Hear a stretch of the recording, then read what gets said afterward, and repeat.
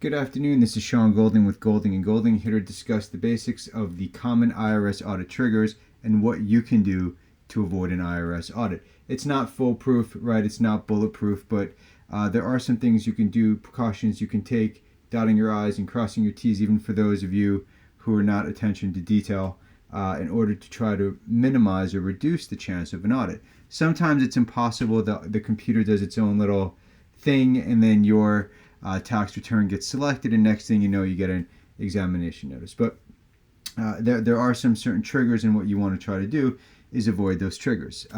Biden's goal is to increase enforcement, to increase funding for the IRS, and inevitably that will lead to more audits. Okay, so let's go through some of the basics about the different IRS audit triggers, right?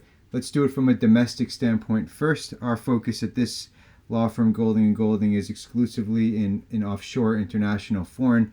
But, there's always domestic issues that we handle ancillary to international. Here are some of the common ones, right? A mismatched W-2, very common.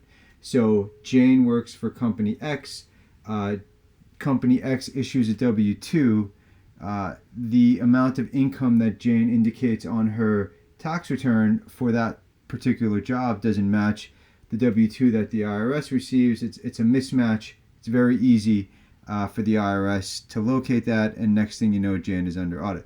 Same with a mismatched 1099. This can get a little more complicated than a W-2 because the 1099 could be for one of many different reasons, and oftentimes for some of the higher net worth clients who like to do the returns themselves, which is common. TurboTax is a great program. There are some that's not a push for TurboTax, by the way. It's just in terms of programs, do-it-yourself software, TurboTax tends to be pretty good. And so what happens is the 1099 comes in, it's got 17 or 18 little parts to it, and maybe there's some misunderstanding about qualified dividends versus total dividends versus ordinary dividends, or taxable interest versus tax-exempt interest, and things of that nature. The amount of information that the IRS has, or the information the IRS has regarding certain income, doesn't match the information the taxpayer provided on their tax return, and that can lead to an audit. One very common issue we see often, and it's great, entrepreneurship, right? You're about to start your own business, and so you do, and you purchase a whole bunch of items, and you're just learning about 179 deductions and what you can itemize and what you have to amortize and things of that nature. And sometimes a taxpayer will just take too many deductions, right? Something should have been amortized over 5 to 7 years. What that means is that $10,000, right? Let's just say there's a $10,000 purchase. Sometimes you can deduct the full amount from your tax return. Yay, right? Take it all now. Other times you can't. Other times you have to amortize it over a certain amount of time. So maybe you can take it over 5 years or 7 years. Sometimes you can take 200% or 150% in the first couple years, yada yada. But at a baseline perspective, you can't always deduct everything right up front, and that could lead to an audit. The international is what we specialize in here, and with international, taxpayers have to be much more careful. The reason why is very simple. A lot of the penalties that stem from things like FBAR, FATCA, Form 80, that's FATCA, Form 8938, Form 3520, 3528, these penalties are not based on unreported income. They are based on just not filing the form. You can get dinged with a significant amount of penalties even when you have no unreported income, as is very common for taxpayers in the U.S. who receive large gifts from overseas. So one very common one is the soft letter Form 8938.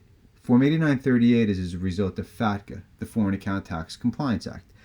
Various foreign financial institutions overseas report U.S. account holders and asset holders to the U.S. government.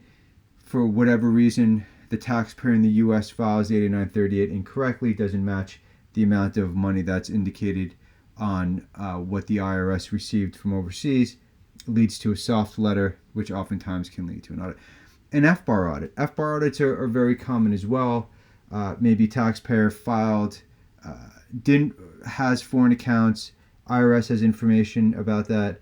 They should have filed, but they didn't, or the taxpayer is already in an audit, and they get asked questions about foreign accounts compliance, and they don't, and then the agent can see that the taxpayer doesn't have the FBAR on file. maybe another person submitted an FBAR with a joint account, signature authority, something of that nature, and you, Joe, are listed on the account with the person who reported. They didn't tell you, of course, so now the IRS sends you a notice or an audit like, hey, we have information that you have joint ownership over a $500,000 account.